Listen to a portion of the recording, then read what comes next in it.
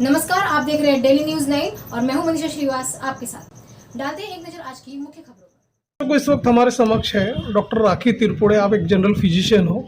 Ma'am, हम आपसे ये जानना चाहेंगे कि अभी जो मानसून का जो सीज़न चल रहा है तो काफ़ी एक वायरल इन्फेक्शंस काफ़ी बढ़ रहा है। तो आप ये बताइए किस तरह का वायरल इन्फेक्शंस शुरू है और किस तरह के पेशेंट्स आपके तरफ आ रहे हैं, उस बारे में आप बताइए। अभी तो फिलहाल जो भी पेशेंट आ रहे हैं वो सभी जैसे खांसी, सर्दी, ये वाले बहुत ज़्यादा पेशेंट हैं। फेरेंजाइटिस के, रनिंग नोज के, ये सबसे ज़्यादा पेशेंट अभी फिलहाल। ये भी देखा गया कि जिनकी लो इम्यूनिटी है, अनकंट्रोल ब्लड शुगर है, जो डायबिटीज़ के पेशेंट है, वो किस तरह की समस्याओं को फेस कर रहे हैं, आप उस बारे में भी बताइए।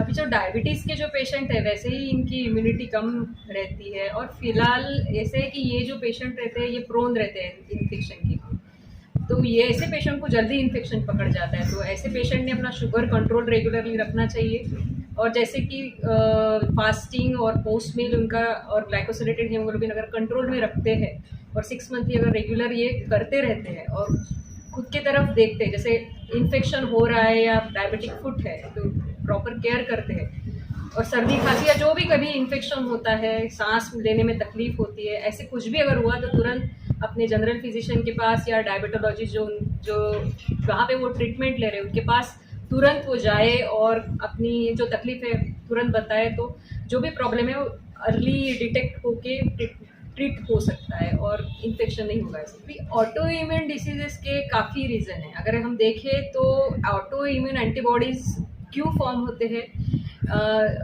इसके रीज़न बहुत सारे हैं।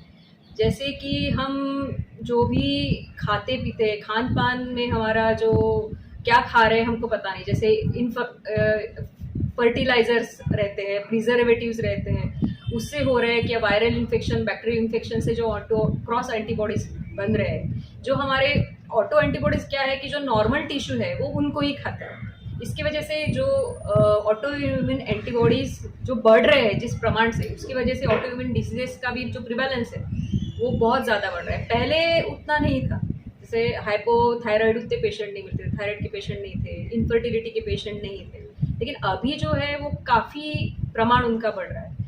तो उसके काफ़ी रीज़न है। Stress itself is also one of the reason, कि स्ट्रेस की वजह से हार्मोनल इम्बैलेंसेस होते हैं बॉडी में, उसकी वजह से शुगर गड़बड़ होती है। जैसे हम बोलते हैं स्ट्रेस की वजह से कॉर्टिकोस्टेरॉइड नाम का हार्मोन रिलीज होता है, जिससे जो बाकी के हार्मोन्स को डिस्टर्ब करता है। फीमेल्स में आजकल पीसीओडी काफ़ी मिल रहा है, तो ये सब ऑटो इम्यून डिसीजेस ही है। और स्ट्रेस ये सबसे पहला उसका रीज़न है जिसकी वजह से हार्मोनल इम्बैलेंस, खान पान की चीज़ें बराबर नहीं है, लाइफस्टाइल बहुत बिगड़ा हुआ है, कभी भी सोते हैं, पूरी डे नाइट साइकिल बिगड़ी हुई है। आजकल के अगर स्टूडेंट्स देखे या बच्चे देखे तो बहुत देर रात तक जागते हैं, सुबह लेट उठते हैं, ये सब लाइफस्टाइल डिसऑर्डर्स है, जिससे काफ़ी सारे मेटाबॉलिक सिंड्रोम जो हम देखते हैं वो बढ़ गया है। तो एवरीथिंग इज इंटर रिलेटेड। ऐसे हम एक चीज़ पे फोकस नहीं कर सकते, बट मेन है कि जो हम देखते हैं स्ट्रेस रिलीफ कम करना, ये सबसे पहला काम है। लाइफस्टाइल चेंज करना ये दूसरा काम है। प्रॉपर हाइड्रेशन जो मेंटेन रखना वो काम है। प्रॉपर स्लीप चाहिए। देन खाने पीने में जो हम बहुत हाई ग्लाइसेमिक फूड लेते हैं वो नहीं लेने चाहिए पेशेंट्स ने। स्पेसिफिकली डायबिटीज़ के जनरल पॉपुलेशन में ही नहीं लेने चाहिए। आफ्टर 40 ईयर्स लोगों ने अपने रेगुलर 6 मंथली चेकअप करना चाहिए कि अर्ली डिटेक्शन है अगर कुछ ऐसी चीज़ें हैं तो, जैसे ब्लड प्रेशर का रेगुलर चेक होना चाहिए। बाकी के जो भी टेस्ट है, जो जनरल टेस्ट हम करते हैं वो करने चाहिए। Cholesterol, lipid profile, kidney profile, ये रेगुलरली 6 मंथली सब ने ये करना चाहिए। उसकी वजह से जो भी डिसीजेस है वो जल्दी डिटेक्ट होके हम एक लिमिट में उसको कंट्रोल कर सकते हैं। तो it is better to take an early have an early intervention so as कि वो डिसीज वहीं के वहीं हम उसको उसकी रोकथाम कर सकते हैं। मानसून के सीज़न में ये भी देखा गया कि जो लोग दूषित पानी, दूषित फूड का जो इंटेक करते हैं उनमें देखा गैस्ट्रो के प्रॉब्लम्स का क्रिएट हो रहे हैं। इसके अलावा आप देख रहे डेंगू का भी प्रकोप बढ़ता जा रहा है। तो किस तरह की सावधानियां बरतना चाहिए, उस बारे में आप बताइए। अभी ये साल तो गैस्ट्रो के पेशेंट रिलेटिवली पहले ईयर से कम मिल रहे हैं। शायद ये भी रीज़न हो सकता है कि कोविड की वजह से लोग बहुत हाइजीनिक मेंटेन रख रहे हैं, गर्म पानी पी रहे हैं, हाथ धो रहे हैं, तो रिलेटिवली पहले की ईयर से गैस्ट्रो के पेशेंट कम है। हाँ, बट डेंगू और ये जो पेशेंट है, पानी जहाँ जहाँ जमा हो जाता है वो ऑब्वियसली जमा नहीं होने देना है। जैसे पानी जहाँ जमा हो रहा है, जैसे कूलर जिनके यहाँ पे है तो रेगुलरली कूलर का पानी साफ़ करना चाहिए। गमले में अगर पानी जमा हो रहा है तो वहाँ पे रेगुलरली क्लीन करना चाहिए। जो हम फिश यूज़ करते हैं स्पेसिफिकली, जो लार्वा यानी खाती है मॉस्किटोज का, तो वो यूज़ कर सकते हैं, जैसे हम गांव में या कहीं और जब बताते हैं तो। बट जनरली यहाँ पे तो मॉस्किटो रेपेलेंट्स भी यूज़ करने चाहिए, बट एक लिमिटेशन में, क्योंकि पैराफिन का भी एक साइड इफेक्ट होता है बियॉन्ड पर्टिकुलर। ऐसी स्टडीज़ में पाया गया है कि जो ऑयल से जो फ्यूम्स रिलीज होते हैं, it is causing some kind of toxicity. भी उसकी उतनी स्टडीज़ नहीं है, बट वो भी कितने लिमिट में यूज़ करना चाहिए वो पता नहीं। हाँ, बट आप मच्छरदानी यूज़ कर सकते हो बेसिक चीज़ें जो घर पे है, क्लीन रख सकते हो। घर में पौधे वगैरह हैं तो प्रिफरेबली अंदर न रख के वो बाहर रख सकते हो, जिसकी वजह से थोड़ा सा मच्छर और इनका प्रादुर्भाव कम है। ये हम चीज़ें कर सकते हैं। अभी काफ़ी सारे जो नए प्लेटलेट, अभी मैंने एक रिसेंट में पढ़ा था कि बायोनॉम करके एक लीवर एंजाइम्स जो देते हैं, जिसमें जो बोलते हैं पपीते का रस, उस पर एक स्टडी करी है उन्होंने कि वो बोलते हैं कि वो जो देने के बाद उनका जो बायो एंजाइम्स है वो देने के बाद प्लेटलेट जो काउंट जो कम हो जाता है वो ठीक हो जाता है। आई डोंट नो, उनकी स्टडीज़ है, we are just reading that study. कितना इफेक्टिव है पता नहीं, अनलेस एंड अनटिल की मास लेवल पे वो स्टडी हो पाए। बट ये तो है कि डेंगू या जो भी है, ये वायरल डिसीजेस में, कोई भी वायरल डिसीजेस हो आप, तो प्लेटलेट काउंट तो कम होता ही है, क्योंकि उसकी वजह से काफ़ी जगह पे हीमोडायलिसिस, आई मीन सब जगह पे जो इसके जो कॉन्सिक्वेंसेस बोलते हैं, तो प्लेटलेट डिस्ट्रक्ट होते हैं और आरबीसी डिस्ट्रक्ट होते हैं, हीमोग्लोबिन उसकी वजह से होता है। It's secondary complications of any kind of viral infection, not only of dengue but बाकी चीज़ों का भी कॉम्प्लिकेशंस। ये कैसे है कि लाइफस्टाइल एकदम से 2 मिनट में चेंज होने वाली चीज़ नहीं है। लाइफस्टाइल कोई भी चेंज करने के लिए पहले वो खुद को भी, actually we are our self are responsible for that. हमारा तो पहले तो वो बच्चों का माइंडसेट चेंज होना चाहिए कि बाबा ये नहीं करेंगे तो लाइफ लॉन्ग आगे जाके कॉम्प्लिकेशन होगा। जब तक ये बच्चों में खुद को नहीं समझता है, वो खुद होकर लाइफस्टाइल चेंज नहीं करेंगे। पहले तो उनकी मानसिकता चेंज करनी ये ज़रूरी है, उनको उसका इम्पोर्टेंस समझाना ज़रूरी है कि अगर आप अभी ये चीज़ नहीं करोगे तो आपको 10 साल बाद इसके कॉम्प्लिकेशंस फेस करने पड़ेंगे। तो पहले तो उनकी मानसिकता चेंज करना, ये सबसे ज़्यादा बड़ा चैलेंज है यंग जनरेशन के लिए।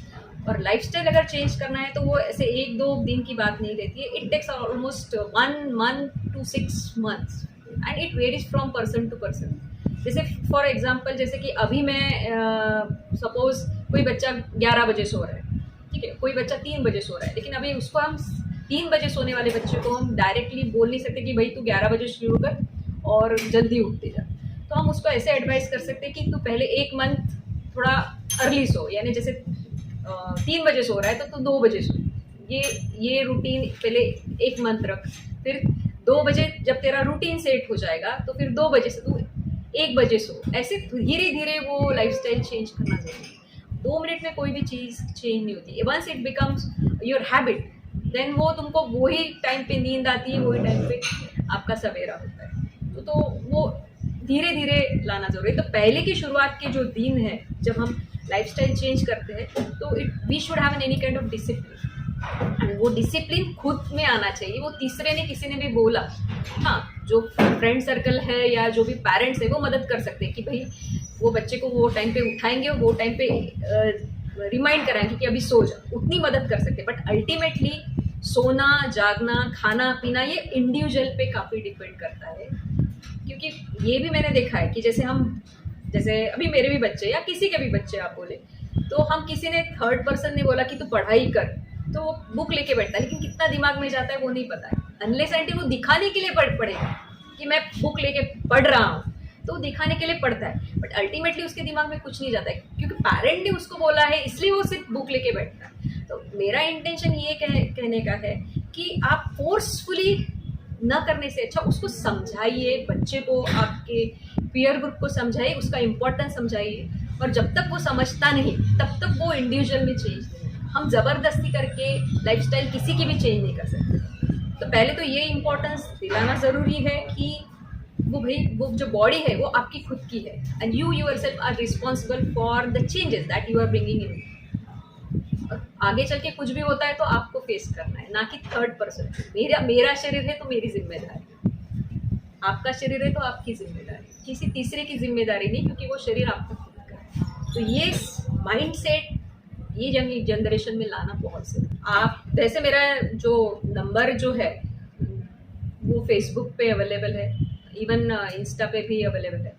तो आप फेसबुक पे डायरेक्ट मुझे कांटेक्ट नंबर है मेरा 9823940322, ये जो नंबर है ये मैं कभी भी अवेलेबल रहती हूँ।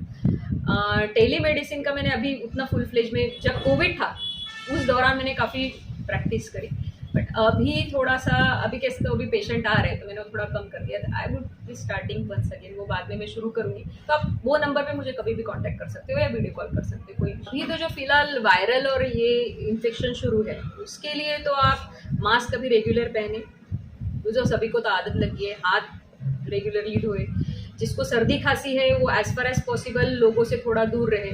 जो प्रॉपर नॉर्म्स रहते हैं, जो हाइजीन के नॉर्म्स रहते हैं, या कफ और खांसी जब आती है तो मुंह पे हाथ रखना है, ये जो प्रोटोकॉल है ये नॉर्मल जो सभी को पता है वो मेंटेन रखे तो ये फैलेगा नहीं उतने रैम्पेंट। तो हैंड वॉश रखना है, थोड़ा सा आइसोलेशन रखना है। जैसे बच्चे को बुखार है या सर्दी खांसी है तो पेरेंट्स ने ज़बरदस्ती स्कूल में नहीं भेजना चाहिए, क्योंकि वो 4 बच्चों में फैलेगा। तो ये सब चीज़ें हम ध्यान में रख के प्रिवेंट कर सकते हैं। Hand wash, immunity, proper hydration, proper sleep, आराम की बहुत ज़रूरत रहती है जब वायरल इन्फेक्शन रहता है, at least for 2 to 3 days। High grade fever है तो बच्चों को न भेजें। और प्रॉपर ड्रग, विटामिन्स और जिंक जो रहता है, पूरे मल्टीविटामिन्स ले तो ज़्यादा बेटर है। Vitamin C, vitamin B complex ये ले तो ज़्यादा बेटर है। और खाना अच्छे से खाए, बैलेंस डाइट का, एक्चुअली बैलेंस डाइट में everything should be in a balance. ऐसी ताज़ा खबरों की अपडेट के लिए आप देखते रहिए डेली न्यूज़ 9 और हमारे चैनल को लाइक करें, ज़्यादा से ज़्यादा शेयर करें और